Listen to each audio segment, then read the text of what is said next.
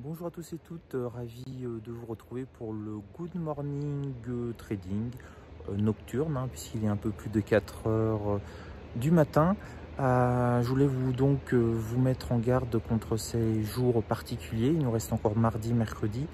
Là, la semaine de Thanksgiving, je crois que vous l'avez pu le voir hier, est quand même quelque chose qui est assez compliqué à gérer. Il y a beaucoup de volatilité, beaucoup de nervosité. C'est le moment aussi de nettoyer un petit peu les portefeuilles en attendant la grande nouvelle que tout le monde espère, c'est que Bob, Ken et Barbie se sont mis à dépenser à tout va avec leur carte bleue.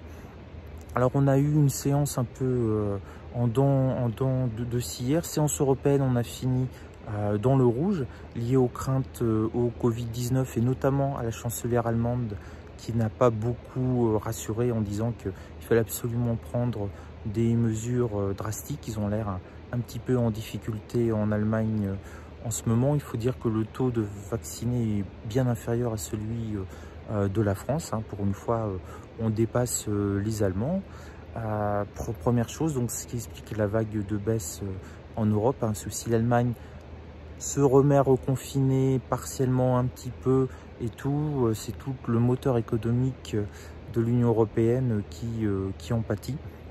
Premier point. Deuxième point, aux États-Unis, ça a été très mitigé. Alors, sans aucune surprise, c'est pour ça que je n'en ai pas parlé hier dans le Good Morning Trading, Biden a reconduit pour 4 ans Jérôme Powell. Ça a été salué par les marchés, sans plus. Je vous rappelle que les marchés financiers sont avant tout des marchés conservateurs. Et de ce fait, ça rassure tout le monde qu'on a exactement la même personne qui s'en est plutôt bien sorti, qui a été extrêmement agressif durant la crise, notamment du Covid. Donc tout va bien côté américain, c'est Jérôme Powell, c'est rassurant. Second point important aux États-Unis, on a les rendements qui se mettent à augmenter, donc ça favorise les financières. C'est pour ça que le Dow Jones s'est bien comporté et a fini dans le rouge. Et puis on a les valeurs du Nasdaq qui ont baissé. Le Nasdaq a perdu un peu plus de 1,30%. Il a été chercher les 750 et ensuite, donc le record historique de tous les temps, il a fait une pointe 750. Et puis boum, ensuite il a rebaissé de 250 points. Il est revenu sur le niveau 500. C'est là où j'ai pas mal travaillé le niveau sur le Nasdaq, pardon, des 16 500, et il est un petit peu reparti. Par contre, 16 550 recontact avec les 16 600, je l'ai pas vu partir là. Il a fait ça je crois que c'était vers 20h, 20h30, quelque chose comme ça. En 3 minutes, poum, il a pris 35-40 points. Je l'ai pas vu.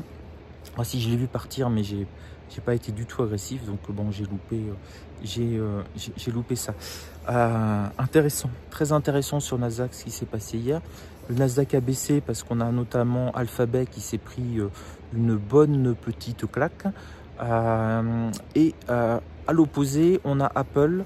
Heureusement qu'il y avait Apple sur le Nasdaq hier, sinon on n'aurait pas baissé de 1,5, mais certainement de 2,5%. On a Apple qui a battu son record historique de tous les temps, parce qu'on a Morgan Stanley qui a fait une note de conjoncture et qui a indiqué que ouf, on est sauvé. Ça, c'est la meilleure nouvelle quand même de la semaine. Les livraisons d'iPhone 13 pourront peut-être être plus importantes qu'on le pense pour Noël. Voilà, la sourde angoisse à ce qu'on allait avoir notre iPhone 13 sous le sapin, c'est peut-être possible. En tout cas, ça a permis à Apple de battre son record historique de tous les temps. Donc on voit bien, le marché est un petit peu hésitant. C'est tout à fait normal pour cette semaine. Il est nerveux aussi, c'est tout à fait normal pour cette semaine, mais il reste sur des supports à peu près normaux. Voilà, je ne peux pas vous en dire plus pour la bonne raison que j'ai mon bras qui commence à faiblir énormément. Voilà, j'ai mon sac aussi. Ça, c'est pas très intelligent de faire la vidéo avec le sac en bandoulière sur l'épaule droite. Plein de bonnes choses, et puis on se retrouve demain matin à peu près dans les mêmes conditions à mon avis, juste dans un autre pays, et puis retour normal du Good Morning Trading jeudi, vendredi, jour férié aux États-Unis, donc c'est très bien. Ils serviront pas à grand chose, donc je ferai des good morning beaucoup plus pédagogiques qu'autre chose. Sur ce, je vous embrasse, portez-vous bien, buvez du thé vert, c'est excellent pour la santé, et puis plein de bonnes choses. Allez, à demain matin, ciao.